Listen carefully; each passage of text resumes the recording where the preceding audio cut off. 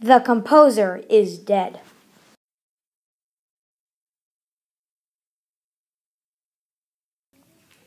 The composer is dead. Composer is a word which here means a person who sits in a room muttering and humming and figuring out what notes the orchestra is going to play. This is called composing.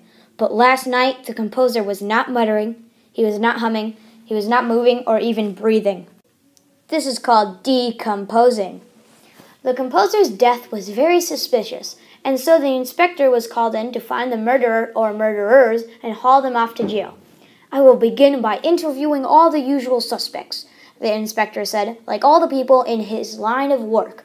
This composer had many enemies lurking in the orchestra. They can lurk all they like, but I will find them wherever they are lurking. I will find them if they are lurking in the strings. I will find them if they are lurking in the brass. I will find them if they are lurking in the woodwinds.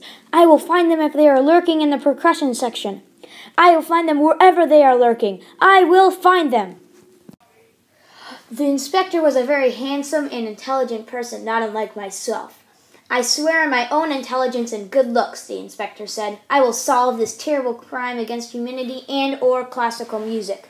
And with an intelligent, if somewhat flamboyant gesture, he reached into his pocket and took out the notebook he used for all official business. First, I will interrogate the strings, he cried. Strings, where were you on the night in question? The violins answered first, of course. The violin section is divided into the first violins, who have the trickier parts to play, and the second violins, who are more fun at parties. We were performing a waltz, said the violins. We played graceful melodies so the ladies and gentlemen could spin around and around and around until they felt dizzy and somewhat nauseous.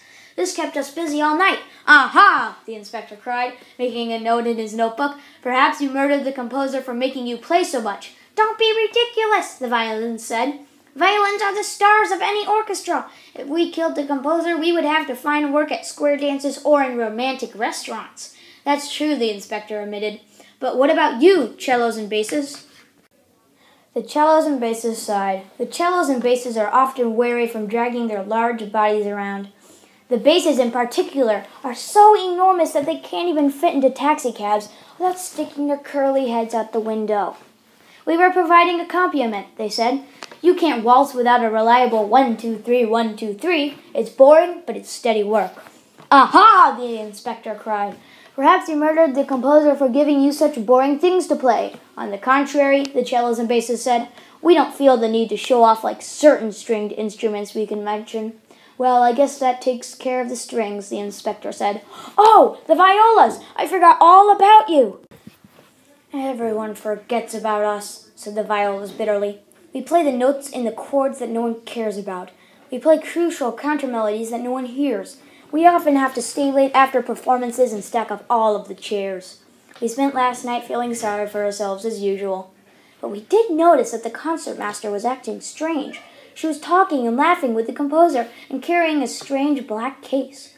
The concertmaster is the best violin player in the entire orchestra and is often accused of treachery. I was talking with the composer about my canzenda, she said, using a word which here means fancy solo part. I'd never murder someone who was giving me such an excellent opportunity to show off. You all have very good alibis, the inspector said, taking notes in his notebook. But the composer is still dead. Perhaps the murderer is lurking in the woodwinds. Where were you last night, woodwinds? Speak up! Speak up! We were doing bird imitations, said the flutes, the shiniest and highest pitch of the woodwinds. It seems like that's all we ever do. Whenever the orchestra needs a bird, there we are. Aha, the inspector cried. Perhaps you murdered the composer for making you act like birds. Don't make us laugh, the flutes cried. We're much too wimpy and high-pitched for murder. Ask the reed instruments. They're much sneakier than us. Sneaky, said the clarinets. We're not sneaky. By the way, Inspector, that's a very handsome jacket you are wearing. Oh, thank you, said the inspector. Such shiny buttons, said the bassoons. You think so? The inspector said, blushing slightly. And the collar is very flattering, said the oboes. Really? The inspector said, twirling around. That's very kind of you to say so. But why are you giggling, flutes? Ignore them, said the first oboe, leaning in close. If I were you, I'd question the brass instruments instead. They're a violent lot. The brass, the inspector said, writing in his notebook. You really think so?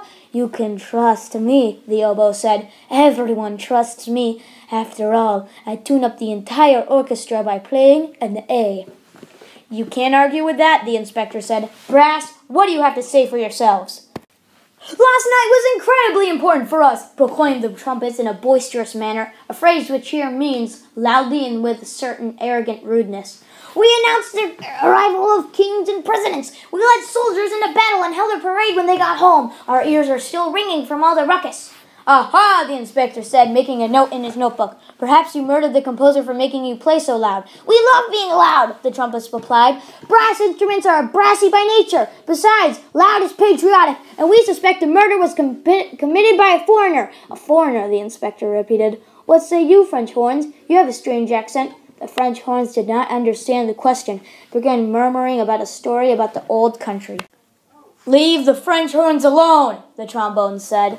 They were in such a state that we took them out to the club to cheer them up. We ordered a few bottles of expensive wine and then took the stage, swinging and dancing until dawn. We were there too, said the percussion instruments, barging in as only percussion instruments do. We drummed, we percussed, we employed xylophones and symbolism. We heard the beat and the beat the herd.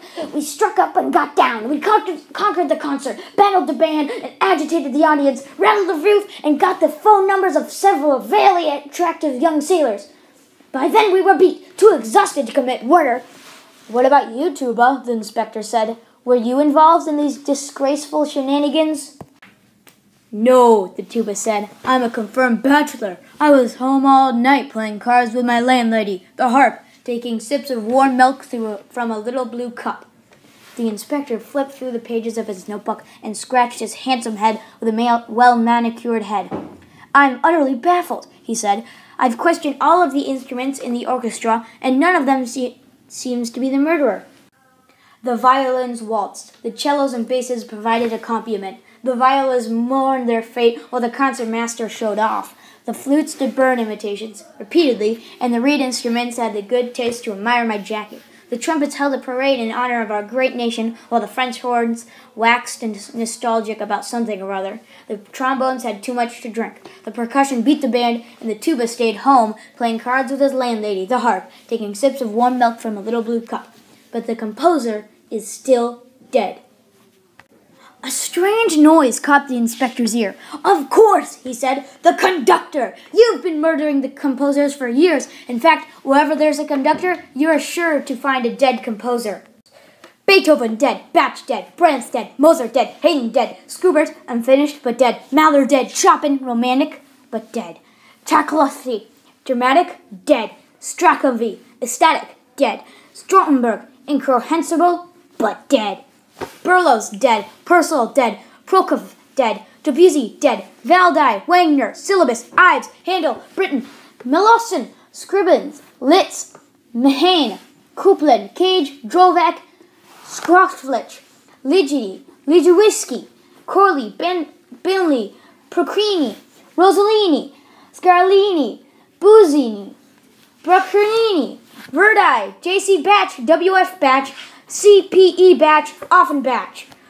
Dead composers litter the musical world. It's all because of one man and one little stick. Arrest him at once. Not so fast, said the entire orchestra in union. The conductor didn't work alone. All of us has butchered a composer at one time or another, but we also keep composers alive. Without strings and woodwinds, without brass and percussion, there would be no composing at all, except for various kinds of non-orchestral music.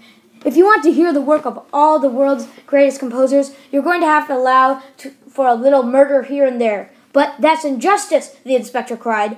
Those who want justice, said the orchestra, can go to the police. But those who want something a little more interesting should go to the orchestra.